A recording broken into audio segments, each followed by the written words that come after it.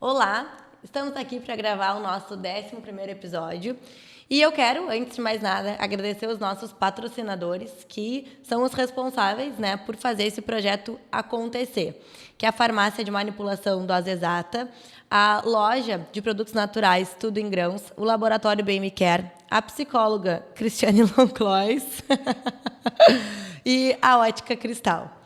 Bom, hoje, no programa, eu trouxe novamente essa convidada que vocês pediram muito, solicitaram muito que ela voltasse. E o retorno que eu tive do episódio que gravamos juntos foi muito, muito especial. E acho que hoje vai ser como se fosse uma sessão de terapia gravada, Vamos pensar assim, porque é um assunto que mexe com muitas pessoas e é um assunto que eu acho que muitos têm dúvida de como conseguir chegar lá, de como conseguir manter esse estado de espírito, esse estado de ser, digamos assim, e se é possível, algum dia, de forma constante, sentir-se plenamente feliz. Então, o nosso tema de hoje é o que é felicidade? Será que eu sei ser feliz? E o que de fato me traz felicidade? E a nossa convidada, minha mãe, e a pessoa que eu sou fã número 1, eu sempre digo isso, psicóloga Cristiane. Queres te reapresentar? Boa noite, eu estou muito contente de estar aqui, muito honrada de ter sido convidada de novo. É sempre um desafio, ainda mais o tema que a gente escolheu, felicidade, ele é desafiador, porque ele não está em um lugar. Então, vamos ver onde essa conversa vai nos levar, essa troca, essa posição de ideias. Eu achei muito interessante, gosto muito desses temas amplos que a gente pode divagar, discursar. E, enfim, estou aqui aberta para ver o que vai acontecer hoje de novo. Eu quero que seja uma troca, tá? Como tu disse, ampla, e que a gente possa divagar sobre várias esferas de felicidade. Profissão, relacionamento, vida pessoal, tudo isso que envolve, os ambientes, os externos que vão envolver a felicidade de um ser. E quando a gente para analisar, num ponto de vista filosófico ou psicológico, a felicidade ela é sempre relacionada a algo, a ter algo, a buscar algo. O que, com o avanço dos estudos das comunidades, da população, do ser humano, a gente entende que, na verdade, essa busca por alguma coisa é uma felicidade muito momentânea e muito temporária, Não é uma felicidade que, de fato, tu vai conseguir trazer uma sensação que vá consolidar aquela sensação, porque é algo que vai te trazer uma euforia, uma sensação imediata. Logo, quando baixa esse nível de euforia, de alegria, enfim, a gente vive nessa busca constante. Por isso, muitas vezes, a gente não encontra, não se acha feliz, não encontra motivo para ser feliz nas coisas que a gente tem, por muitas vezes não saber valorizar, as conquistas que a gente tem. Então, eu quero que tu pense junto comigo o que tu acha que, de fato, é felicidade? Eu relaciono muito a felicidade com algo cultural, o que é ser feliz em algumas culturas, para outras a gente não vê essa mesma felicidade. Vai depender muito de um ambiente. O que se busca naquele ambiente como felicidade? E hoje, até pelo avanço da internet, da tecnologia, está tudo tão difundido, O que é, de fato, ser feliz? E o externo de felicidade, o mostrar felicidade, é muitas vezes falso. E isso deixa tantas pessoas angustiadas, chateadas, por achar que está todo mundo num momento feliz, menos ela. Mas, muitas vezes, isso não é verdadeiro. A gente vive algo que é mentira, é mentiroso, é uma venda mentirosa, pela internet. E, quando a gente começa a trabalhar mais com isso, a gente entende. Então, eu quero que a gente comece o assunto por isso. O que é felicidade, na tua opinião? Como que tu trabalha isso dentro das tuas questões no consultório? E se a felicidade tem relação com o meio cultural, o que tu acha? Ótimo. Eu acho que você já falou muita coisa aí. Como eu disse, o tema é desafiador. Como psicóloga, vou começar, então, me atrevendo a falar assim. Já Freud dizia que a nossa felicidade, do ser humano, ela sempre está em busca de um desejo. E que seria impossível ser feliz totalmente, porque nessa sociedade, nesse mundo em que vivemos, nós somos sempre frustrados, castrados, estou usando as palavras dele, e que isso seria impossível. De uma certa forma, resumidamente, Freud dizia que essa felicidade plena nunca seria atingida, é sempre um ideal, e ele é castrado, frustrado pelas adversidades normais, comuns de todo dia. Se a gente vai procurar na filosofia, não vai fugir muito disso. Fala muito da felicidade em busca de algo imediato, momentâneo, de um objeto. Aí a gente recai lá em Freud, que é o desejo. Então, enquanto tu falava, eu fiquei pensando o quanto a gente deseja. A gente deseja as coisas e diz que aquilo vai nos fazer feliz. Só que se eu colocar a felicidade no desejo de ter esse copo, essa xícara, eu vou fazer de tudo para tê-la, para consegui-la. E aí eu consigo. Aí vem a euforia, como tu falou, vem a alegria de ter conseguido. Mas por que daqui a uma semana, 2, eu acho que tem outra melhor, mais bonita? Já não dou tanta importância, já não sou tão feliz com aquela xícara, porque não está no objeto. Né? Se a gente entender que o desejo é o objeto, mas a felicidade ela tem que estar no processo. Por isso que eu sempre gosto de dizer que a gente não é, a coisa não é, a gente está. Então, se a gente olhar para um processo de conquista, como a minha felicidade, que eu estou me empenhando, eu estou botando energia, eu estou me doando, dando o meu melhor, eu já sou feliz por estar no processo.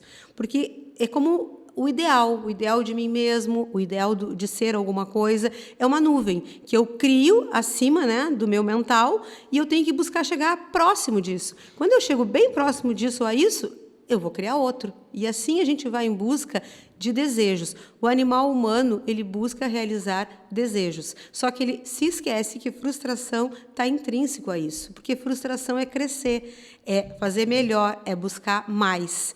Então, a minha ideia de felicidade, como psicólogo aqui falando, é essa busca incessante, frustradora do desejo. A minha ideia de felicidade ela é um processo, ela é um estado. Ou eu sou feliz ou eu não sou. E eu sendo feliz, eu vou buscar coisas que ainda vão me deixar, além de feliz, alegre, eufórico e todas as outras emoções que discorrem dentro disso. Fazendo uma analogia com o que tu trouxe, eu trabalho muito isso no processo de emagrecimento ou de mudança de composição corporal. Quando um paciente chega no consultório e almeja, por exemplo, perder 10 quilos, eu sempre digo, não foca nos 10 quilos que tu vai ver a menos na balança, mas foca no processo. Se tu focar no processo e tu curtir o processo, quando esses 10 quilos chegarem, além de tu valorizar muito mais essa perda de peso, tu vai ter curtido tudo o que aconteceu e aprendido com todos os teus passos. O problema é que muitas vezes se foca só no objetivo final e não se aproveita o percurso. E é um pouco clichê falar assim, né, dessa forma, mas quando a gente vai colocar na prática, é bem difícil, é bem diferente. Porque entender que, muitas vezes, para se chegar onde se almeja, a gente tem que passar por um caminho que vai ter muitas dificuldades, que vão ter muitas barreiras, e que o conseguir ultrapassar essas barreiras, amadurecer nessas barreiras, né? Às vezes sofrer, ficar triste, mas aprender a ter resiliência para recomeçar, também é um motivo para te deixar feliz depois que tu passa por esses processos que também foram ruins ao teu ver, né? Mas que precisaram fazer parte do teu amadurecimento para chegar nesse resultado final. Então, o que eu sempre tento mostrar, fazendo uma analogia com resultados nutricionais, né, de perda de peso ou, enfim, mudança de estilo de vida, é que não adianta a gente sempre ficar olhando só no que a gente quer, lá naquele ponto final. Eu pensei muito nisso também quando eu quis comprar meu apartamento. Eu almejei comprar um apartamento, mas eu não ficava pensando só em como seria quando eu entrasse no apartamento. Eu curti todos os processos. O desapego do apartamento antigo, o juntar dinheiro para o apartamento novo, a construção, até o estresse, porque foi um ano muito estressante, mas foi um ano que eu aprendi muito. E hoje eu tento curtir também o momento do apartamento, porque senão é o que tu disse, a gente chega naquele objetivo final e fica, tá, mas e agora? O que eu vou fazer? Eu não consigo usufruir de tudo que eu consegui conquistar, porque muitas vezes a gente não valoriza os pontos positivos e a gente está sempre em busca de mais. E eu acho que isso é uma grande dificuldade que as pessoas têm, de não conseguirem enxergar e valorizar aquilo que já foi conquistado, aquilo que já foi melhorado, aquilo que já foi superado. E sim, sempre olhar a parte do copo que ainda não está cheia, aquilo que eu ainda não consegui alcançar. E acho que isso também te afasta muito de enxergar o que de fato é a tua felicidade. Então, é o que tu está falando. Vamos voltar ali para o objeto e para o desejo, tá? Para ficar mais concreto. É bem isso, o apartamento. Tu almejava, tu sonhava, tu viu construir aqui no Parque Una, tu viu isso crescer e tu sofreu, entre aspas, né, com obra, com a questão financeira, com a espera, que não é um sofrimento. Isso deveria ser o processo gostoso de gestação daquele objetivo, daquele objeto, daquele desejo, que a maioria das pessoas sofre nesse processo. Aí chega, consegue o apartamento, mobília, está nele, um mês depois... mas não era bem isso, o sol não era bem assim, achei que era maior, aí eu já estou buscando outro desejo. Outro exemplo de felicidade, a minha felicidade estava no passado, quando eu era adolescente, quando eu tinha 20 e poucos anos, o meu corpo, falando aí na tua esfera, não é mais o mesmo. Então, eu estou sempre olhando para uma felicidade, ou que eu já tive, porque aí está seguro, está lá, eu não corro o risco de ter aquilo de novo, ou daquilo que eu ainda vou ter, porque aí eu me iludo quando chegar, quando estiver comigo. Está aí o processo, tanto do que eu já vivi do passado, que tem uma felicidade lá condensada, assim, de experiência, de vivência, mas está lá, é passado. E aqui, eu tive um caminho para chegar até aqui. Quem eu sou hoje? Será que hoje, com 40 e poucos anos, eu vou lembrar de mim daqui a 20 e vou ter saudade de quando eu ia, fazia o podcast, falava, era assim? Então, esse é o problema do nosso humano, do nosso ser humano. A gente nunca está aqui. A gente não consegue curtir essa fala aqui por simplesmente estar aqui dia 13 de junho, juntas, mãe e filha, conversando. Isso aqui não tem preço, é mais que especial. Fica na alma, fica na consciência, mas porque a gente está aqui fazendo esse exercício e se dizendo isso. Senão, daqui a um ano, a gente vai lembrar como era bom quando a gente fazia, aquela época que a gente era feliz. Então, isso é do ser humano. Está sempre buscando um desejo em algum lugar, o objeto. Mas a felicidade ela está intrínseca no agora, no aqui, no processo. E viver no passado é como se tu tornasse presente, né, aquela saudade, aquelas sensações ruins que muitas vezes tu teve. E existem pessoas que vivem de passado, né, que vivem sempre com a lembrança e com o remorso, a melancolia do que não fizeram, do que não aconteceu. E não usam, muitas vezes, essa reflexão para fazer diferente no agora, mas ficam sempre remoendo por que não foi diferente. Tá, não foi diferente, mas então vamos lá. Eu tenho o hoje. Todos os dias, quando eu acordo, eu posso fazer... eu posso ter um destino diferente, eu posso ter uma construção diferente, mas existem pessoas, a gente sabe disso, que ficam sempre pensando e lembrando do que não foi. Ou aquelas que cursam com ansiedade, né, que a gente vê tanto, que ficam pensando sempre no que ainda não aconteceu, no que ainda pode acontecer. É a mesma coisa eu ficar pensando, mas será que daqui a 3 meses eu vou estar aqui? Quando será que ela vai vir de novo? Sendo que o episódio nem terminou. Entende? E isso é muito comum a gente ver no nosso dia a dia em pequenas atitudes, de ter algum convite especial, ou vai fazer alguma viagem, ou está curtindo uma festa, um encontro com os amigos, né? Momentos que são felizes, mas eu não estou presente, porque eu já estou sempre pensando no que, na próxima vez, no que pode acontecer, ou em como eu gostaria que tivesse sido. Exato. Que é o não estar presente no agora, como tu está dizendo. Exatamente. Que fica essa coisa ansiosa ou melancólica. É bem isso. Tem também o hipomaníaco, né? O maníaco, que é a euforia. Muitas vezes a gente confunde felicidade com momentos de euforia. Tu sabe bem que eu gosto de voar de asa delta. Já voei 3 vezes. Louca. E eu fico muito feliz quando eu estou lá em cima, porque era um sonho meu voar. Ponto. Mas eu fico eufórica, eu fico alegre, né? A felicidade é todo o processo até em chegar lá, porque aquilo é tão rápido. Eu fico passa. enjoada, Mas eu tô braba. Eu estou feliz em lembrar agora enquanto falo contigo, mas eu curti lá. Então, felicidade também é um momento, é aquele que eu estou vivenciando, que eu estou experimentando, que depois me deixa boas lembranças, que isso é saudade. Já melancolia já não é saudade, melancolia é pesar. Melancolia é sofrimento, melancolia é apego. Melancolia está mais ligado à depressão. Euforia, hipomania em excesso está ligado à ansiedade. Então, a gente tem que entender que ser feliz é todo dia, é a todo passo. Eu sou feliz porque eu respiro. Eu sou feliz porque eu estou podendo estar aqui. Quando a gente diz, né, como eu era feliz e não sabia. Essa frase é muito pesada. Eu fico triste quando eu escuto isso, porque a pessoa que está me dizendo isso continua feliz por estar aqui podendo dizer isso, mas ela já não se sente mais, porque ela não se vê. Ela está lá ou ali. Ela não se vê como ela é hoje, que para construir esta mulher hoje, ela teve que ser aquela que ela diz ser feliz. E é um constante, o tempo não para.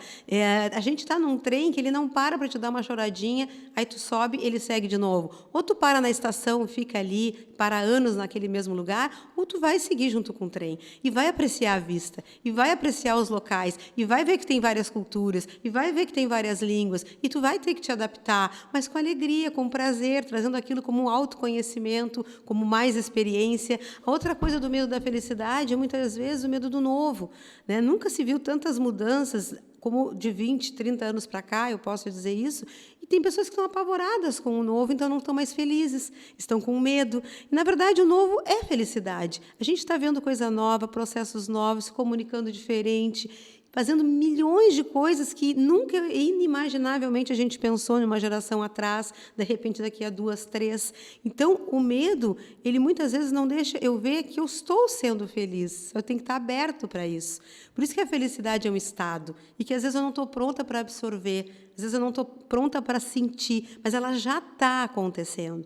Por isso que, às vezes, eu fico no estado de melancolia, porque aí, quando passa aquele meu susto que está lá, está protegido, relembrar é mais seguro.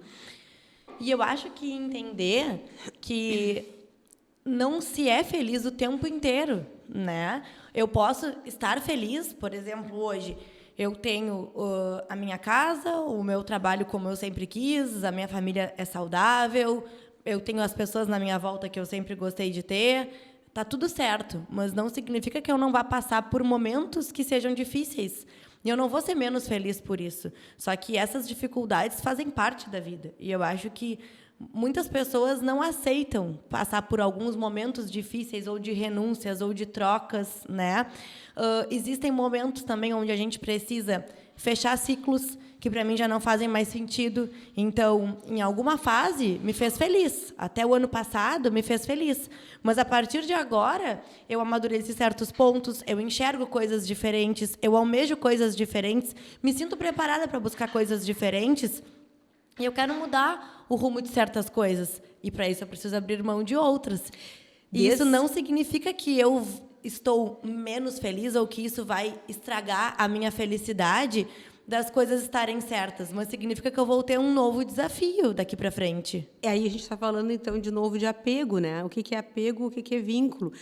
Pessoas mais apegadas são pessoas que não conseguem ser felizes, nunca, nem passado, nem presente, nem futuro, porque elas estão sempre no apego. E aí, enquanto tu estava falando, eu lembrei que eu escuto de crianças, eu não quero crescer. Mas por que tu não quer crescer? Quando a gente é adulto, a gente faz tanta coisa legal, a gente pode tão mais. Eu não quero crescer, porque é diferente. E eu estou feliz assim, sendo criança. Então, eu escuto muito de passagem de primeira para a segunda infância, ali de 5, 6 para 7, 8, a criança já dizendo isso, aquela alma já tem medo de crescer. Está certo que é um processo de mudança, a relação com os pais, com a família, com o meio, a autoimagem, mas dizer isso, eu não quero crescer, é medo de um futuro, é medo de um novo. Então, tu imagina, nós adultos também temos esses medos de crescer. Eu já ia te dizer, não é só criança, né? Adolescentes, adultos que têm medo de crescer. Sim, é que criança não deveria ter esse medo, né? A criança é mais livre, tudo é muito novo, mas já tem também. Então, para te ver como a gente carrega isso ao longo da vida, que cada ciclo, como tu bem colocou, a vida é um ciclo que se fecha e se abre, é uma esfera, ela não para, é novo e é bom. Não é porque é diferente ou porque não saiu como eu queria. Então, aí eu quero entrar também numa outra esfera, que é da expectativa. Felicidade e expectativa não dá muito certo. Quanto mais expectativa eu coloco nas coisas, Perfeito. É o meu ego, é o meu eu que quer. Mas não necessariamente aquilo é o melhor para mim. A gente tem que entender que a gente não controla tudo, que a gente controla, em média, 10% do que a gente pensa. E os outros 90%? Os outros 90% estão me direcionando para algum lugar, né? Então, quando eu boto muita expectativa numa viagem, aquela viagem chove. quebra alguma coisa, alguém briga. Agora, quando às vezes eu nem estou afim disso, convidada de última hora, faço uma mala de qualquer jeito, vamos ver o que vai dar, às vezes é a melhor viagem da minha vida. Isso Porque eu não coloquei expectativa. Eu escuto isso muito, né? Já vivi isso várias vezes. Então, eu acho que a gente tem que cuidar da expectativa, que ela está nesse rol da busca daquele desejo, daquele objeto, que seja daquele jeito.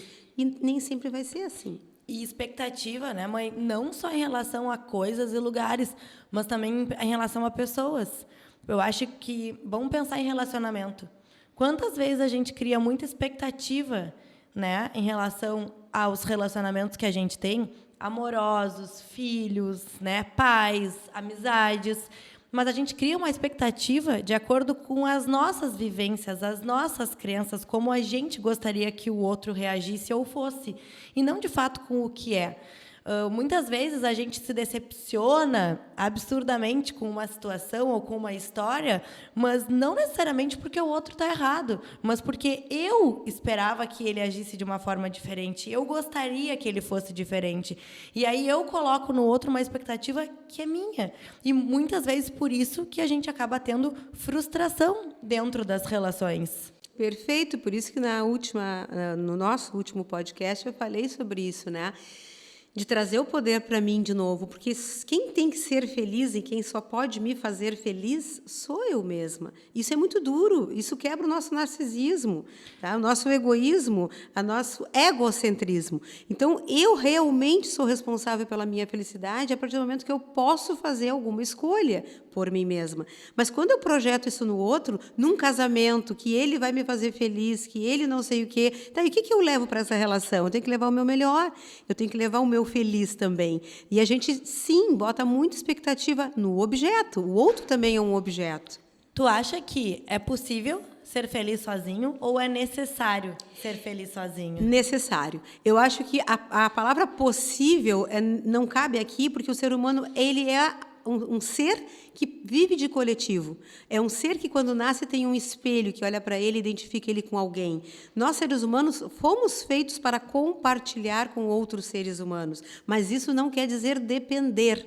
Então, eu tenho que ser feliz sozinha para poder partilhar dessa felicidade com outro ser feliz também. Aí a coisa acontece. O problema é que a gente junta as nossas neuroses, a gente junta os nossos medos, a gente junta as nossas sombras que todos temos. Então, a gente tem que dar mais luz para as nossas sombras, eu tenho que dar mais luz para a minha sombra, para eu poder partilhar um pouquinho mais e melhor da tua sombra. Tá? Te ajudando também a construir mais luz.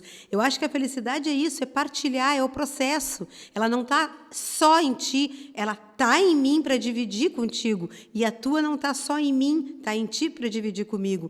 É uma troca. Então, o ser humano, para ser feliz primeiro com alguém, ele tem que ser com ele, sim. Senão é uma fonte inesgotável, isso não vai cessar. E é tão difícil, né? E é duro, porque aí vai depender de mim. Mas, ao mesmo tempo, eu digo que a gente tem poder com isso. Quando a gente se dá conta que isso não é estar só, isso é estar consigo mesmo. É uma solitude, não é solidão, Exato. é solitude. Eu tenho que ser meu melhor amigo. Como eu gostaria que fosse o meu melhor amigo? Como eu gostaria que fosse o meu melhor companheiro? E tem pessoas que passam a vida inteira sem conhecer essa solitude, né? Elas se sentem, de fato, numa solidão quando estão só. Eu acho que outro ponto importante para linkar com isso é o autoconhecimento, saber o que me faz feliz, né? Isso é muito importante. E entender que, dentro de uma relação, o que me faz feliz pode não ser o que te faz feliz. E a gente precisa conversar e entender e respeitar os nossos limites para conseguir se relacionar. Porque eu vejo que muitos casais começam relacionamentos com os mesmos objetivos, perspectivas, e, num primeiro momento, parecem se fazerem felizes, né, pelas mesmas trocas, pelas mesmas atividades, digamos assim, pelas mesmas conversas, pela mesma rotina. E isso, às vezes, vai se difundindo, porque as pessoas vão amadurecendo, vão fechando ciclos, criando outros contatos, mudando de profissão, enfim, né? As relações vão se difundindo um pouco também durante a vida, e o que muitas vezes muda aquelas preferências ou aqueles motivos pela felicidade, né? São focos diferentes, prioridades diferentes que a gente vai dando. E se não tem conversa, se não tem diálogo, isso é muito fácil de acontecer uma separação, né? Ou um não entendimento. O porquê que mudou? Por que está diferente? Então, acho que o entender o que te faz feliz, o que te faz bem, e o teu parceiro, a tua parceira, né? E saber respeitar esses pontos é muito importante para um casal. Bom, então vamos lá de novo, né? Sempre que eu me apaixono por alguém ou alguma coisa, eu me apaixono por mim, tá? Psicologicamente falando, como eu não conheço de fato, eu não me misturei, eu não vivenciei, experienciei o objeto, seja ele uma pessoa, um carro, um celular, uma casa, eu me apaixono quando eu projeto o meu olhar ele cria o outro, a coisa, porque eu estou botando os meus conteúdos naquilo. Então, quando eu me apaixono por alguém, a paixão é isso, é a minha projeção sobre o outro. Claro que a paixão tende, até 2 anos, baixar, porque eu tenho que viver aquela experiência de uma forma mais real. O que é uma forma mais real? É o meu que está projetado ali e eu passo a integrar o do outro que vem para mim, que é como eu interpreto. Cada pessoa vê o mundo com seu óculos, com o seu ponto de vista, com a sua visão. Então, por isso que dá certo para alguns relacionamentos, não dá certo para outros. Voltando para o tema felicidade, se eu vou buscar felicidade nesse outro, que eu já me projeto e nem eu reconheço de início, pode ser perigoso, porque eu estou buscando uma felicidade que é uma projeção minha já num outro. Não. Primeiro, como tu bem colocou, a gente tem que trabalhar os limites internos, pessoais. Primeiro, eu tenho que saber o que eu permito, o que eu não permito, o que eu posso, o que eu não posso, porque senão eu vou exigir do outro e também, muitas vezes, não vou dar e ter a expectativa do outro. Então, a gente tem que primeiro se reconhecer, saber o que é possível, projetar dentro do possível menos. Não é não projetar que isso é impossível. Assim funciona o nosso ego, o nosso psiquismo. Mas eu tenho que estar consciente de que, opa, eu estou passando dos limites, eu estou esperando demais, está me causando sofrimento. Então, já não é o outro que me faz sofrer. É eu que estou esperando demais e não está vindo. É eu que tenho que dar um basta e aguentar, né, o resultado dessa escolha. E é por isso seguir bem comigo sozinha. Vai ter dor, vai ter arrependimento, vai ter sofrimento. Isso é inerente do humano. Mas eu estando comigo, eu me curo. Eu me regenero. Agora, às vezes, eu quero me regenerar, me curar, esperando que o outro faça isso por mim. Por isso, casamentos, relacionamentos tão abusivos, tão sadomasoquistas. Coloca a responsabilidade toda do outro lado, né? E aí não existe felicidade, existe qualquer outro nome. Assim como as pessoas confundem amor. Né? O que é? Amor é livre, amor liberta, amor quer ver bem. Amor, eu digo, vai, porque se tu estiver bem, eu estou bem também. As pessoas falam de amor de posse, esse amor do que é meu, né? Aquilo que é minha. Isso não é amor. Né? Isso é qualquer outra coisa patológica, menos amor. Então, a gente tem que entender que felicidade e amor são coisas amplas, abertas, subjetivas, atemporais. Elas não são concretas. A gente tem que estar sempre descobrindo dentro da gente isso. Por isso que ela não está. Por isso que ela não é uma coisa, ela está num processo, ela está dentro de mim. E existem pontos que são fundamentais para a gente buscar, né, esse estado de felicidade e existem pontos que são essenciais. Então, por exemplo, ter saúde é essencial para eu buscar a minha felicidade. Agora, dinheiro não é essencial, é fundamental. Isso. Com o dinheiro, por exemplo, as pessoas podem comprar sexo, mas não sexualidade. Isso, então, prazer. Exatamente. Então, eu acho que isso é algo que também é muito difundido, do que é essencial e do que é fundamental para eu conseguir construir esse meu caminho feliz. E tu conseguir também entender, dentro do teu contexto de vida atual, quais são as tuas capacidades de conquistar as coisas que tu acha que te fariam feliz, né? Seja essa solitude, ou se daqui a pouco te faz mesmo feliz, bens materiais, que tu vai curtir o processo, né? Tudo aquilo vai de certa forma, te alimentar, né? Vai te motivar, vai fazer com que tu acorde mais animado, com que tu tenha mais vontade de fazer as coisas, tudo bem. Mas é importante que tu tenha clareza né, desses pontos e que tu não busque momentos alegres, né, rasos, coisas que vão ser muito rasas e que não vão de fato estar alimentando esse teu eu, e sim alimentando momentos de euforia que logo terminam e tu vai estar sempre nessa busca de querer mais. Então, eu tenho também assim uma ideia, tá? É minha, tá?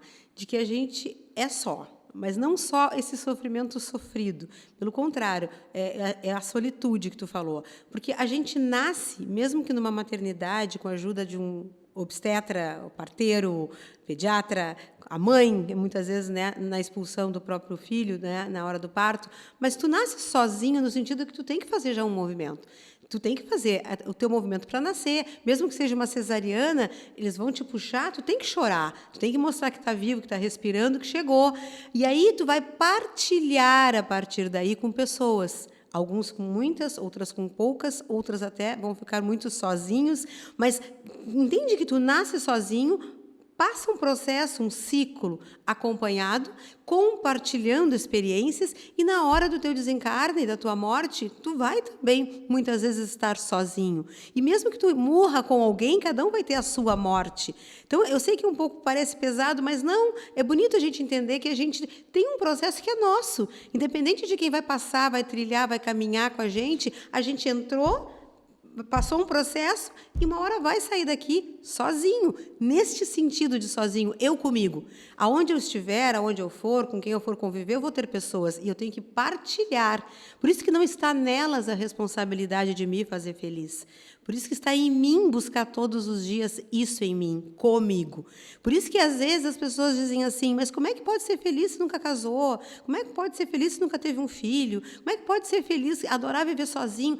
Gente, a gente pode ser feliz da maneira que nos fazer feliz. Mas porque, às vezes, a gente não está feliz só para dizer que não quer ficar só. Aí que tá. Isso é muito medir a tua felicidade pela régua do outro, né? Sempre. E tu trabalha com desenvolvimento infantil, então tu pode falar muito melhor do que eu como existem pessoas que crescem buscando uma felicidade e traçando um caminho de felicidade que é pelo olhar dos pais e não o seu. Né?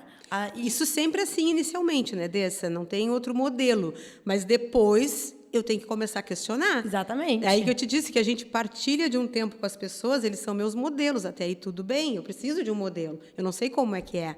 Só que depois de uma determinada idade ou consciência, porque nem tem muito a ver com idade isso, é com percepção de mim mesmo.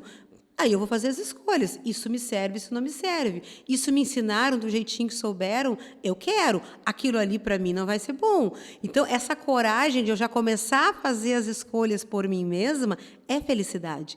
Eu tenho a liberdade de ir por um caminho ou outro a partir das ferramentas que me deram. A gente também falou sobre resiliência. É isso. Para ser feliz, eu tenho que ser resiliente todo dia. Não é um dia, não é uma época da minha vida. Não está lá no passado. Eu conseguia, eu fazia, eu ia. Não, eu consigo, eu faço, eu vou. E isso é importante dentro desse processo de autoconhecimento, para que tu possa entender, por exemplo, uma família que sempre te direcionou para uma faculdade X. Quantas pessoas a gente vê que escolhem tal faculdade muito mais por um contexto familiar do que por um contexto próprio, né?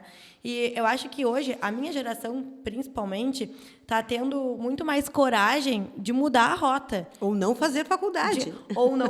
Exatamente, não fazer faculdade ou de entender, olha, eu tenho essa faculdade, mas agora eu quero trabalhar em outra coisa. Eu quero recomeçar, eu quero me redescobrir, eu quero ir para outro caminho. O que antes, isso era visto como loucura, isso era visto como erro, né? Porque sanidade. Como se tu não fosse ser feliz ou não fosse ser bem-sucedido financeiramente se tu não seguisse aquele padrão, muitas vezes de concurso público, mestrado, doutorado ou medicina, enfim, né? Acho que o conseguir reconhecer o que de fato te faz feliz pelas tuas preferências, inclusive em relação a casamento, como tu disse, né? Por que tem que se seguir um padrão cultural, como sempre foi, de até tal idade estar casado, depois ter filhos, depois...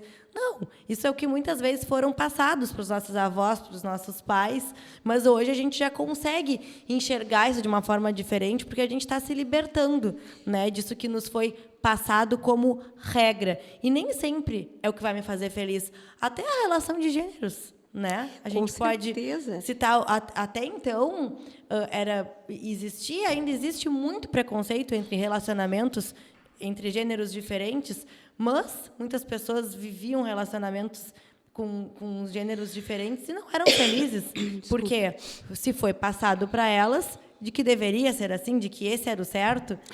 Essa semana eu tive uma experiência muito gostosa, enquanto tu falou, eu me lembrei, de uma paciente de 60 anos, né? E a gente está trabalhando os processos de ansiedade dela, enfim.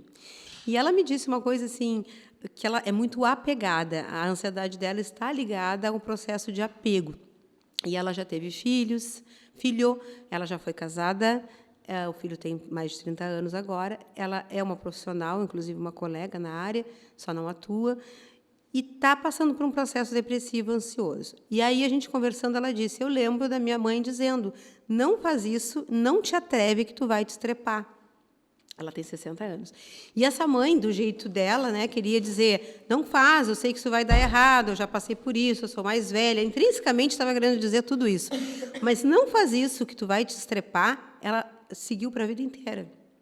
Hoje, ela diz, eu tenho medo de fazer escolhas, eu tenho medo de fazer diferente. Nesse processo eu me separei, eu não tive coragem de seguir com meu marido viaja o mundo, eu não aguentava essa vida dele de desapego, compra aqui, compra lá, solta ali. Agora o meu filho está por sair de casa, está por se formar, eu não sei o que vai ser de mim.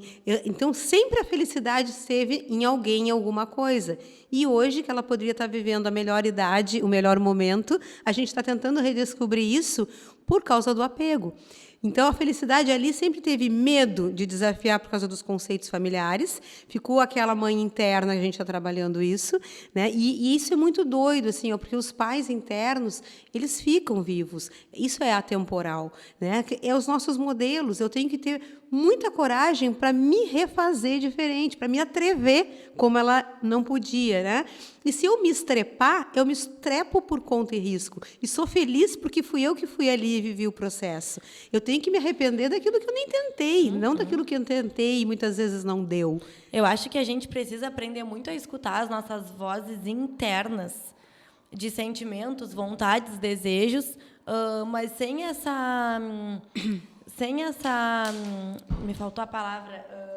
Cobrança? Não, esse direcionamento, não era essa palavra que eu queria usar, mas tem esse direcionamento sempre, ou familiar, ou de amigos, enfim, escutando essa voz interna que a gente tem muitas vezes intuições, né? Sim, muitas não. Nosso inconsciente está sempre pulsando. Eu acho que conseguir prestar atenção nesses sinais e ter coragem de fazer diferente, eu sempre tive muita coragem de mudar, tu sabe, né? É verdade. Eu sempre tive muita coragem e eu sempre tentei escutar, sem desrespeitar, claro, o meu modelo familiar, mas entendendo até onde eu poderia ir sozinha também para conseguir ter as minhas conquistas. E eu acho que ter coragem e escutar as mensagens que muitas vezes os teus sentimentos, a tua vida vai te trazer, é um caminho muito legal para tu conseguir conquistar o que tu quer, porque às vezes o outro vai ser duvidoso em relação às conquistas que tu tá almejando para te proteger. Não é uma forma de te prender, mas é aquele conselho de amigo, de mãe, né, de pai, de família. Vai com calma, pensa melhor. E é importante a gente escutar essas falas de pessoas experientes, mas também é importante a gente saber até onde a gente é capaz de ir. É importante a gente reconhecer o que a gente, de fato, está com vontade de fazer, está com vontade de se movimentar, porque senão a gente fica sempre naquela zona de conforto por não ter coragem de fazer diferente e esperando as coisas acontecerem. Por isso que o outro é responsável pela minha felicidade. Porque eu não posso me atrever, é o outro que me diz, é o outro que me dá, é o outro que tem. Eu acho assim que quem puder ler a equação da afetividade, tá? Eu não trouxe aqui, uma outra vez eu trago, de Ivan Campelo e o pai dele, que agora não estou lembrado o nome, são dois psicanalistas. Eu sempre mostro, né, e indico para pais que estão educando filhos, porque ali ele fala sobre essa educação a partir do medo, tá? Mas serve para quem não é pai, para quem não é mãe, mas para quem é filho, porque aí muitas vezes as pessoas se enxergam as suas famílias, a sua educação. Equação da afetividade. Busquem, procurem, vale muito a pena. Inclusive, ele mostra ali as áreas do cérebro, límbicas, tudo, onde são atuadas, né, os nossos medos. E quando um pai e uma mãe educam por medo de errar, porque já erraram com eles, então o pai e a mãe educam com medo, e esse medo é passado hereditariamente. Então, é isso que tu está falando. Muitas vezes eu dizer não para um modelo de um pai, de uma mãe, e principalmente quando eu sinto amor desses por mim, é como se eu estivesse traindo, é como se eu estivesse fazendo completamente diferente daquilo que eles esperavam ou me deram. E, na verdade, eu tenho essa obrigatoriedade de fazer diferente. Quem me deu, por isso que eu falo que o amor é livre. Quem me deu a vida tem que me deixar viver, ser feliz do jeito que eu escolher. Mas não é bem assim que a gente sabe na prática. Uma coisa que eu já passei muito por isso, antes de morar sozinha, né? Obviamente, e eu vejo que muitos amigos, assim, pessoas próximas passam por isso. Saber até que ponto as atitudes que eu quero ter hoje, que vão me fazer feliz, não vai desrespeitar as pessoas que eu amo. Isso aí. Né? Vou dar um exemplo, assim, tem casais que já não são mais felizes e a mulher reconhece, por exemplo, que quer se separar. Mas ela vive num contexto familiar onde todo mundo ainda é casado, onde é feio ser uma mãe solo, onde o contexto financeiramente familiar vai ficar desestruturado e a separação não acontece, ela já sabe dentro dela, ela já sabe que ela não quer mais essa relação, mas não acontece porque ela não quer magoar, não é nem o outro do relacionamento, mas o contexto familiar. E se ela soubesse que ela, em todo grupo, né, tem o bode expiatório, se ela soubesse, ela ou ele, que sempre que um membro da família vem tão diferente, ele vem para quebrar padrões, para evoluir todos, sabe? Isso no sistêmico, é tão lindo quando a gente vê que sempre alguém dentro de uma família sai bem diferente, ideologicamente, ou a busca da sua felicidade é bem outra. Essa pessoa que se separa em primeira mão, ela vai sacudir tantas outras que estão há 30, 40 anos mal casadas, né? Essa pessoa que, de repente, assumir a sua sexualidade... Mas tem que ter coragem. Sim, mas existem, né? A gente tem que ter esses modelos. Essa pessoa que assume a sua sexualidade, né, para a família, que é uma quebra de tabu, muitas vezes está mexendo com a sexualidade de todo mundo. A felicidade que muitos ali nunca tiveram. Então, claro que tem que ter coragem, mas tem que ter coragem primeiro para estar consigo, para ser. Porque assim, né, se alguém não me suportar como eu sou, é porque, de fato, não me amava como eu sou, como é. Você está falando de quebrar tabu agora. Eu estava pensando... uma quebra de tabu da nossa família foi a Bisa, né? que casou aos 80 anos. Ela tinha 7,3. Acho que era uns 80. Não, 7,7. Eu levo a história dela para minha vida. Eu falo para todo mundo que vai se separar mais velho, olha, a minha bisavó se casou com quase 80 anos, faceira, feliz da vida, com o amor da adolescência. É, né? Verdade. E isso é uma história... Recomeçar, viu? Recomeçar. Eu quero ser feliz, tive filhos, tive netos. E na época dela, isso era um absurdo. Imagina, casar com essa idade. Nasceu na década de 20, tu imagina isso. E aí, lá pelos 90, ela recasa e com um ex-cunhado, porque ele também casou com a irmã dela por não ter podido casar com ela. Isso eu não sabia. Aí o marido dela falece, né? O Biso falece, a outra falece. Anos depois, eles têm coragem de se reaproximar e se permitir. Mesmo que tenha durado ali 2, 3 anos, porque depois ele veio a falecer. Mas a pessoa tomou as rédeas da própria vida. Não existe idade, né? Não existe contexto, não existe tabu. É mentalmente que a gente se coloca essas grades. Depois tem que colocar a Genesi para escutar esse podcast. Vaguinho, depois coloca a avó para ouvir, que não existe idade, que está tudo certo. Mas é por aí. Eu acho que a gente tem que ser dono de si mesmo, né? Tem que ter coragem de fazer escolha, tem que ter coragem de errar e dizer que bom que eu errei, porque agora eu posso errar diferente, eu não preciso errar igual. Errar, a gente vai errar sempre, a gente é um ser em construção, não existe nada pronto. Ideal é uma nuvem, a qual eu plano, projeto para chegar ali, alcançar e ter que criar outra. Uma coisa que eu aprendi... ano passado que eu viajei sozinha, né? Ano passado, para quem não sabe, no meu aniversário, eu estava numa introspecção assim muito grande, eu quis fazer uma viagem sozinha. Foi a melhor experiência da minha vida, assim. E lá eu tive muitos pensamentos. E uma das coisas que eu pensei muito, foi até durante o mergulho que eu fiz, Porque quando tu tá mergulhando, é tudo muito escuro no fundo do mar. E tu não enxerga um palmo à tua frente. Tu não sabe o que vem. Eu estava muito ansiosa, muito nervosa, fiquei com falta de ar, então ele teve que trabalhar comigo respiração, até eu conseguir mergulhar. E aí, lá embaixo, a cada metro que a gente andava, aparecia um peixe diferente, alguma coisa diferente, assim, que chamava muita atenção e era sempre mais bonito do que o metro que tinha passado. E eu fiquei pensando, fazendo uma analogia, né? Porque eu fui para pensar na vida. Isso é como se fossem as situações que a gente vive na nossa vida.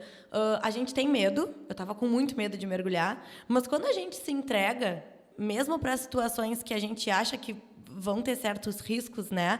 Mas a gente confia no processo, a vida muitas vezes nos surpreende.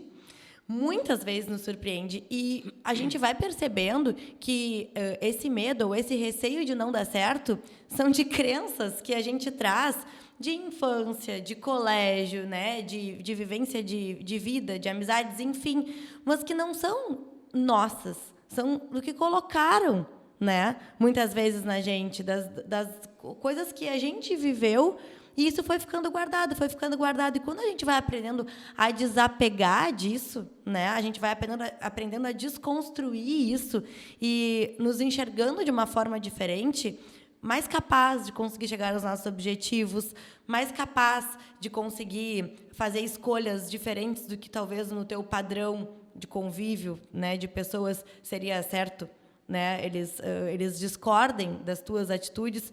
Tu começa a te sentir muito mais livre, tu começa a te sentir muito mais, na minha concepção, num estado de felicidade muito mais pleno. Por isso que eu digo que a força tem que voltar para nós de uma forma egoísta, positivamente. Porque isso, quando eu descubro que eu desato um nó, que eu achava que aquilo era um nó, que não poderia desatar, é assim. E quando eu descubro que tem outras maneiras de se fazer a mesma coisa e que eu estou descobrindo a minha, isso dá poder. Então, por isso que a pessoa ela tem que ser feliz para partilhar da felicidade com o outro. Não adianta eu não ser feliz e botar toda a expectativa em ti, porque acho que tu é feliz, que tu é corajosa. E deixa eu te perguntar uma coisa. Tu acha que os pais, hoje em dia, dentro de uma educação, eles ensinam errado para os seus filhos o que é ser feliz? Eu não uso nunca a palavra errado. Não existe o errado, não existe o certo. Os pais usam, seguirão usando, usaram e usarão as suas formas. As suas formas. Aí por isso que cada um é peça integrante dessa engrenagem, porque eu antes de ser mãe, então eu preciso me melhorar. E quando eu estou sendo mãe, eu tenho que me melhorar. Hoje eu sou tua mãe, estou me melhorando e não vou deixar de me melhorar. Então não existe o certo e o errado. Existe o meu melhor, existe o meu possível. Cabe a mim, sempre a mim, enquanto filho, enquanto pai, enquanto avô, fazer o meu melhor. Mas tu não concorda? Vamos ver, vamos pensar juntas. Que hoje, muitas vezes, a gente vê que, para crianças, sinônimo de felicidade é conquista de bem material, é ter um objeto melhor, mais moderno, enfim, do que o do colega, é conseguir algo melhor, maior do que o do outro, e não, talvez, aprender a valorizar momentos de felicidade, situações de felicidade. Tá, não é que os pais estejam errados, mas a gente pode entender que está se ensinando mais ter para ser.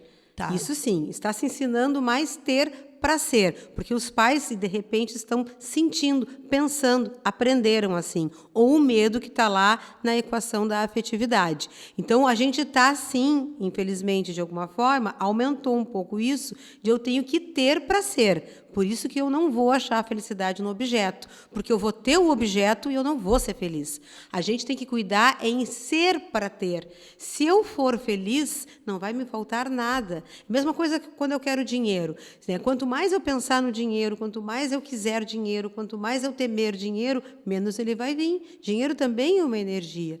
Dinheiro também faz parte do meu psiquismo. Agora, se eu quiser me empenhar naquilo que eu faço, fazer aquilo que eu gosto, amar fazer o que a gente está fazendo aqui, dinheiro é uma consequência, porque eu não estou pensando nele.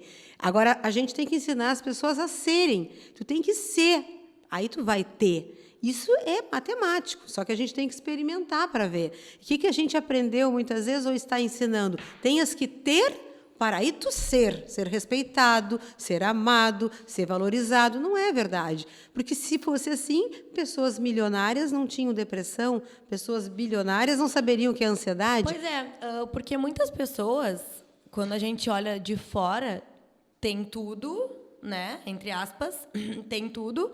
Tem um casamento bem-sucedido, olhando de fora, um emprego bem-sucedido, financeiramente tem uma situação estável, tem uma casa onde tem um melhor conforto, uma família, mas não se sentem felizes. Quando uma pessoa assim chega no teu consultório, por onde que começa a busca desse entendimento, dessa tristeza? Aonde ela se perdeu ou onde nunca se encontrou.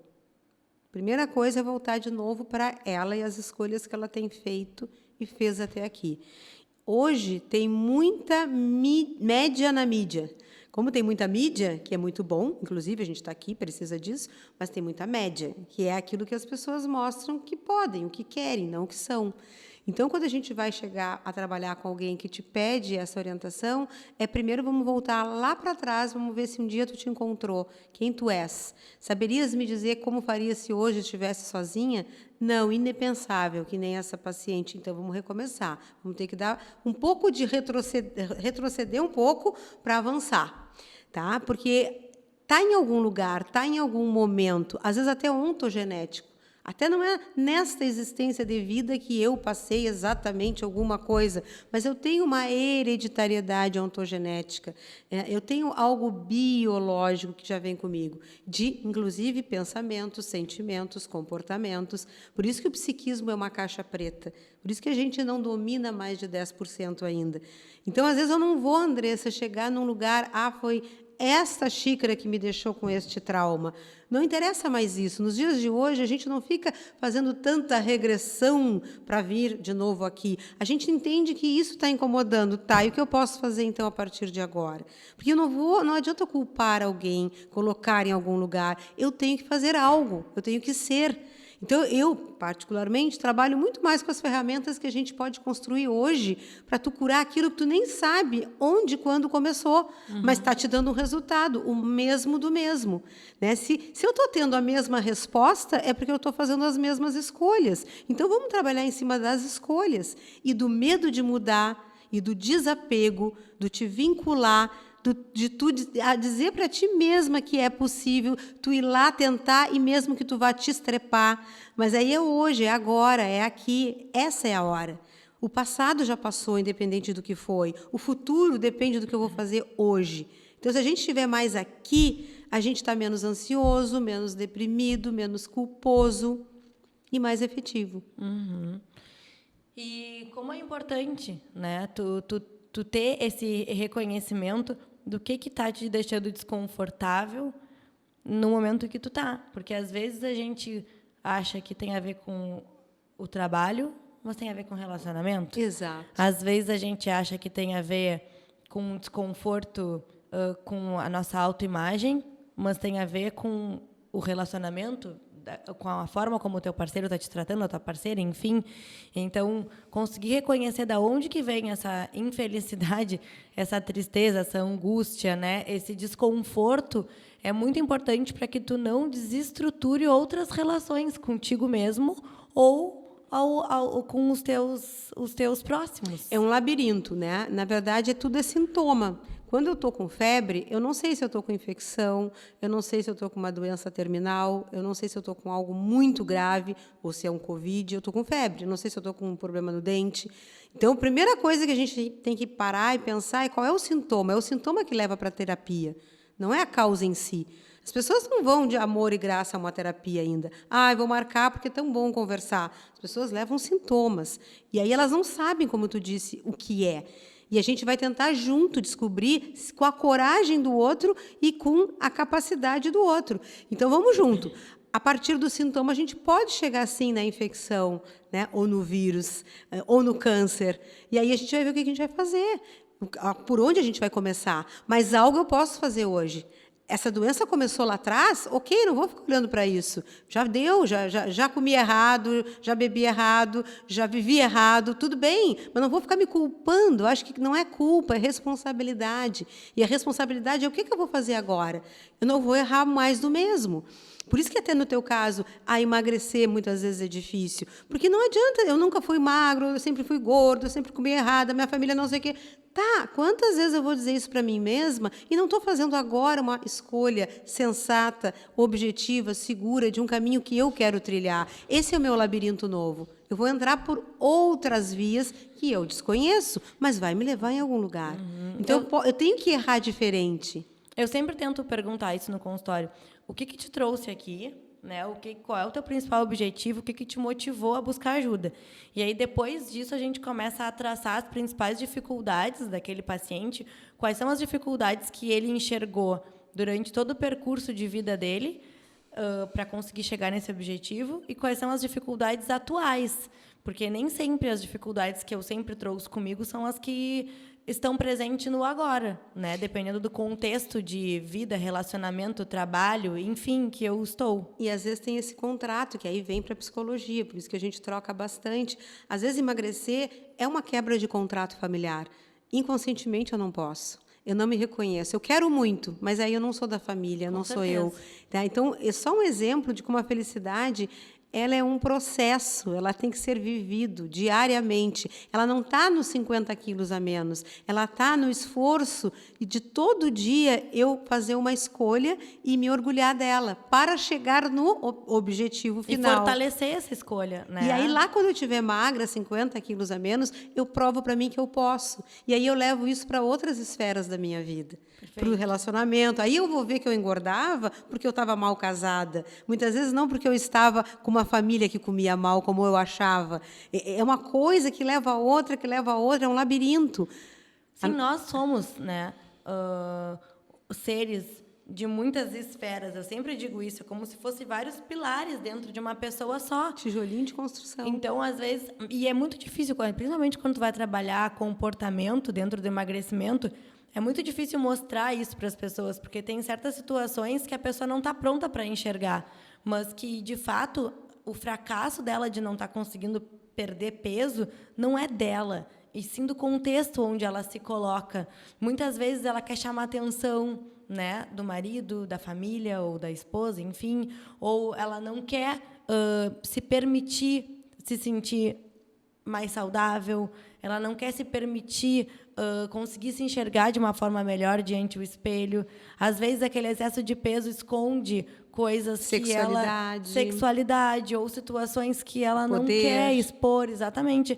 E isso é muito inconsciente. Então, a gente, como profissional, muitas vezes se dá conta, mas tem que ter muito cuidado para conseguir ir desatando esses nós. E quanto mais essa pessoa se sente fracassada, mais ela se boicota. Então, até mesmo o tempo dela, que pode ser muito maior que o de muitos outros, é o dela. Já começa por aí também. Eu não preciso emagrecer em 8, 10 meses, o que muita gente faria, se eu consigo em 2 anos, mas eu consigo.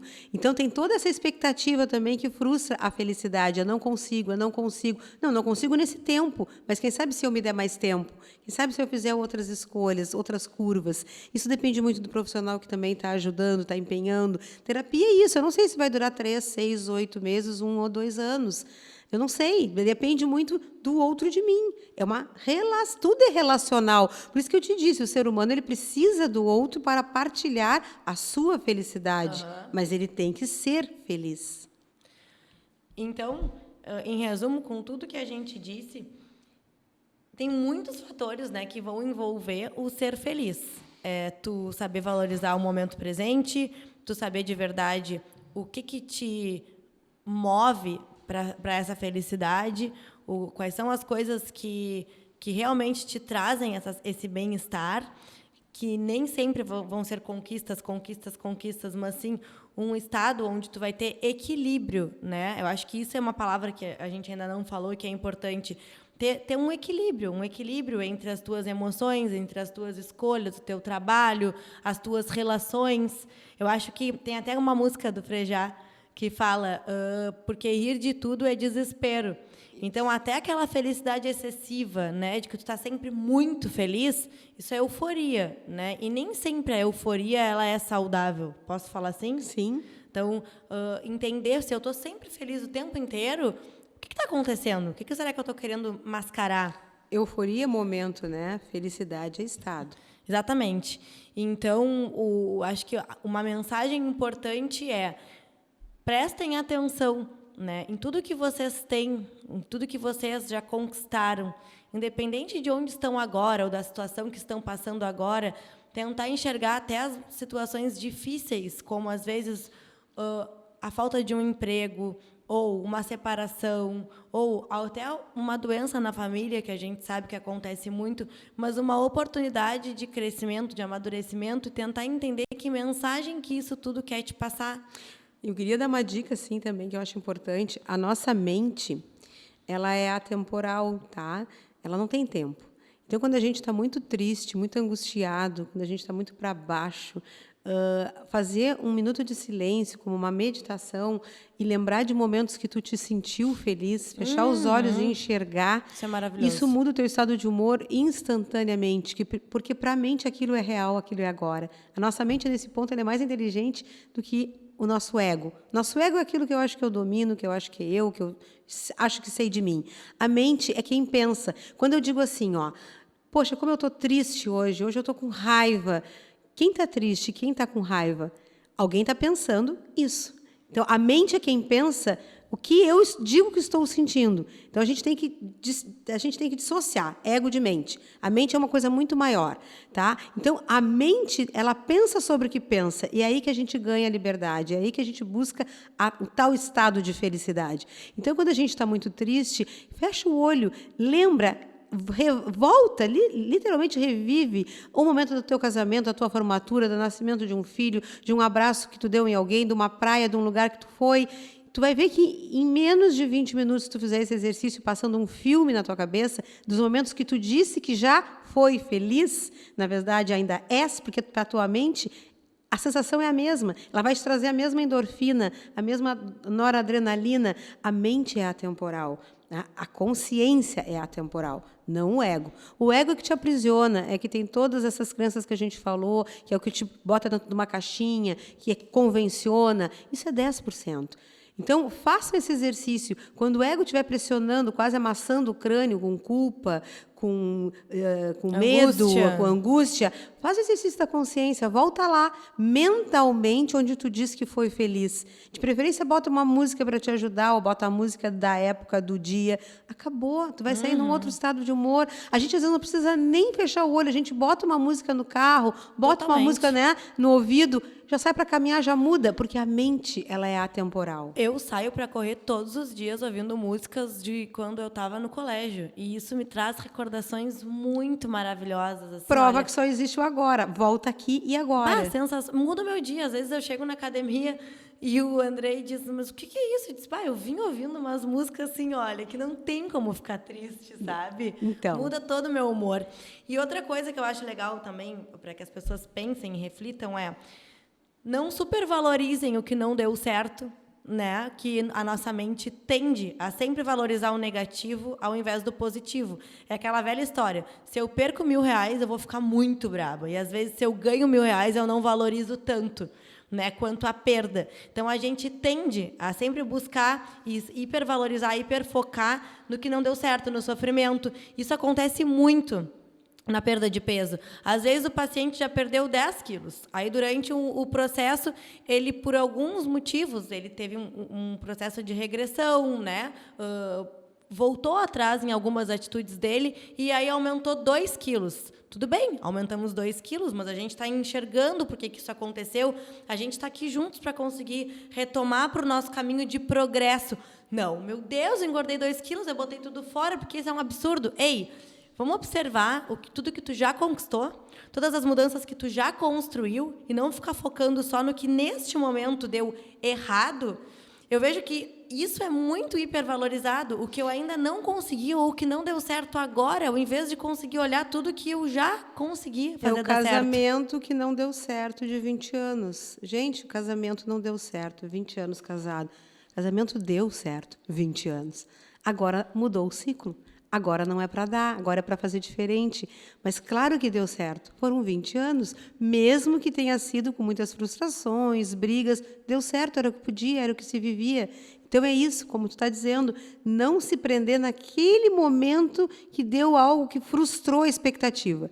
Por isso, felicidade e expectativa não andam de mãos dadas. Tem que diminuir a expectativa para sentir a felicidade. Não é viver sem expectativa, também não dá, mas não supervalorizar a expectativa. Como tu mesmo disse, equilíbrio. Até água demais dói o estômago, água de menos desidrata, só precisamos tomar água. Então, a busca deste equilíbrio é o desafio humano. O ser humano, ele por natureza é muito inquieto, ele é muito angustiado, ele é muito ansioso. Se ele acalmar este ego, se ele deixar esta mente pensar sobre o que pensa, já vai ajudar bastante. Perfeito. Eu trouxe 3 livros aqui para mostrar para o pessoal, quem quer ler um pouco mais sobre autoconhecimento, sobre a busca do eu, que são livros que me ajudaram bastante, assim, num momento onde eu estava me sentindo um pouco perdida, do que me fazia feliz, do que de fato me movia todos os dias a buscar coisas diferentes, né? Por que eu não conseguia valorizar certas conquistas? Eu sempre fui muito ansiosa, então eu sempre tinha uma conquista pensando na próxima, e eu não curtia o processo, né? A gente conversou sempre muito sobre isso. Eu não conseguia viver o momento presente e aproveitar as minhas coisas, ou as pessoas, as situações, as relações, enfim. E esse processo todo exigiu de mim muito desapego, desconstrução, né, de muitas crenças. Não é um processo fácil, como a gente disse, mas é um processo libertador. Possível, porque depois que tu aprende que é aquelas frases bem clichês, mas que são muito verdadeiras, que a felicidade está nas coisas mais simples, né? E hoje os meus amigos, quando a gente vai conversar, eles sabem, o que faz ela feliz é andar de bicicleta, é ler um livro na grama. E são coisas simples, entende? Eu ver o sol nascer. Exatamente. Adoro. São coisas... Óbvio que existem momentos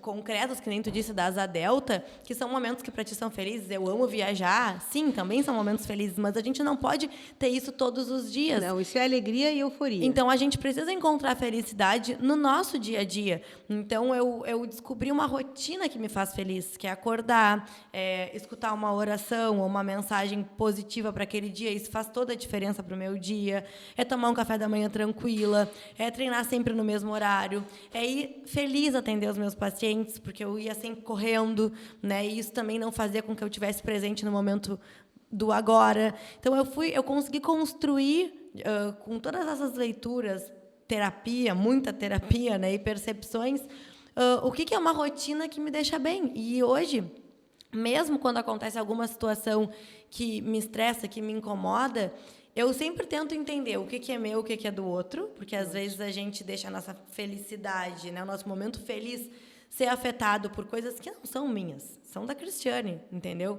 E isso é muito importante para que a gente também não se sinta sempre afetado e prejudicado pelo outro. E eu sempre tento amenizar situações, mesmo quando elas são negativas, tentando ver um lado positivo. E quando eu comecei a me dar conta de que, mesmo nas situações mais estressantes, ruins do dia a dia, sempre tu ia ter uma mensagem positiva logo ali na frente, ou de amadurecimento, né, de reflexão, enfim, isso começou a me deixar muito mais calma, menos ansiosa e mais tranquila, sem pressa de viver e fazer as coisas. Uma dica que eu ia dizer também, assim, numa relação, existe, como tu falou, o meu, o teu e o nosso. As pessoas brigam muito nos relacionamentos. Eu não sou feliz porque o teu está me atrapalhando. O teu ou o meu, né? Um do outro. E o nosso. Não, existe o meu, da Cris, que eu não posso... A minha individualidade, ela nunca pode deixar de existir. Não é porque eu sou casada, tenho 2 filhos. Eu tenho que ter a minha individualidade e cuidar dela, para, na minha relação, estar bem com a individualidade do outro, que é o teu, para a gente fazer melhor o nosso. É um tripé. É o meu, o teu e o nosso. Às vezes a gente está brigando pelo nosso, às vezes a gente está brigando pelo teu, às vezes a gente está brigando pelo meu. Então, tu estava falando, eu acho importante deixar essa dica. Nas relações, às vezes, tu não está feliz porque tu está te incomodando com aquilo que é teu e tu não está conseguindo mudar, ou tu nem está olhando para isso. Tu está te incomodando pelo aquilo que é do outro e tu não vai conseguir mudar, porque é dele. Ou tu está fazendo alguma coisa e os dois pelo nosso. Isso tem ajudado muita gente, esse tripé nos relacionamentos. Perfeito. Então, um dos livros é Propósito, o nome é A Coragem de Ser Quem Somos. Eu achei muito legal, porque fala sobre isso que a gente disse, sobre ter coragem de fazer algumas renúncias, né? E de ir atrás do que realmente a gente quer, dependente do ciclo que a gente está. Porque ano passado eu tinha desejos, vontades, né? E eu tinha objetivos que esse ano pode ser diferente. E tá tudo bem eu mudar de ideia, desde que eu esteja me respeitando e não esteja desrespeitando, mas de uma forma racional os outros, porque às vezes o desrespeito que eu acho que eu vou ter com a minha família, por exemplo, ele é muito mais inconsciente do que de fato racional. Eu adoro o Augusto Cury, né? Adoro uma dica, quem gosta de ouvir podcast ou de ver vídeo no YouTube, colocar os vídeos dele, as palestras dele para assistir, eu acho fantástico. Que é A Fascinante Construção do Eu. Esse daqui é um dos livros que eu trouxe dele. E esse que é mais filosófico, que é do Clóvis e do Pedro Calabres, que é Em Busca de Nós Mesmos. Ele é uma leitura assim, mais voltada para a filosofia, mas para quem gosta dessas reflexões, é muito legal. Também fala sobre, daí traz um pouco de reflexões filosóficas, né, sobre tudo que a gente conversou. E esse daqui, eu conheci faz uma semana, esse autor e esse livro. O título é Quase Dei, Mas Não Deu. Aí, quando eu li, que é isso? E fala sobre histórias de amor que não deram certo ou deram. E é muito legal, porque fala muito sobre o que a gente trouxe sobre relacionamento, sobre situações que ele viveu, relacionamentos que ele viveu, onde a gente muitas vezes pensaria que fracassou, mas que mesmo sendo só casos, né, não comparando o casamento, como tu disse, de 20 anos, casos, trouxeram para ele sempre alguma reflexão. E foi muito legal, porque esse autor ele se vulnerabiliza bastante assim para contar as histórias, e a gente se identifica muito com cada situação, com cada contexto. E fala muito também de como a gente, às vezes, espera a expectativa para se sentir feliz pelo olhar do outro, e não, de fato, pelo que a gente considera ser felicidade ou pelo que a gente considera estar dentro da nossa autoestima.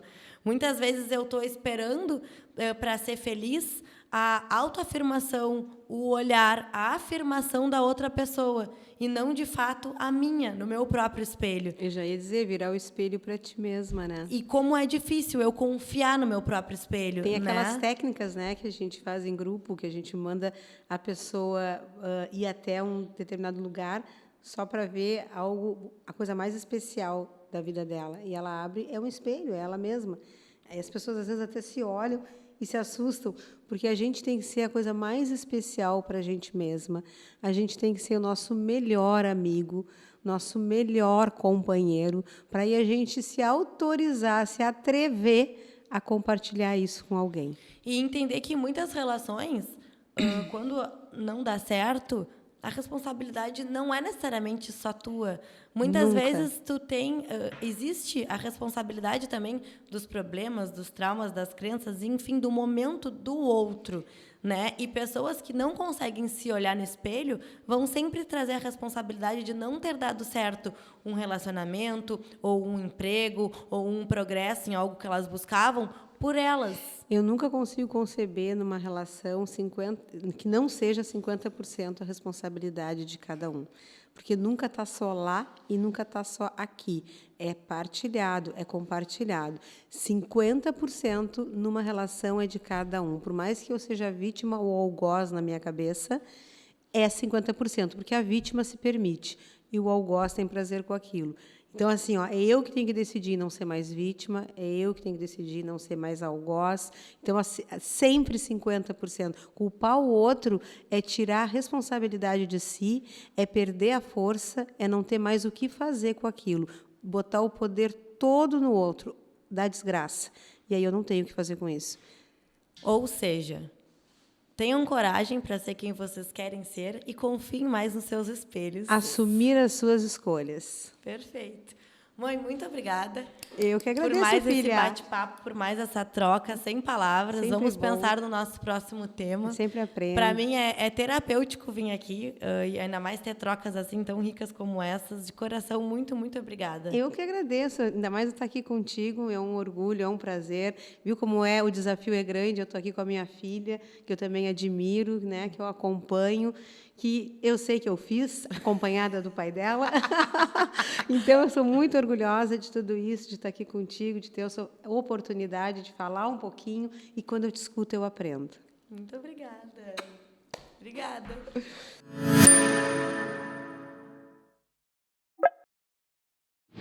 Quem quiser, quem tiver interesse em entrar como nosso parceiro, pode entrar em contato pelas nossas redes ou pelo número de telefone que tem aqui embaixo. Muito obrigada.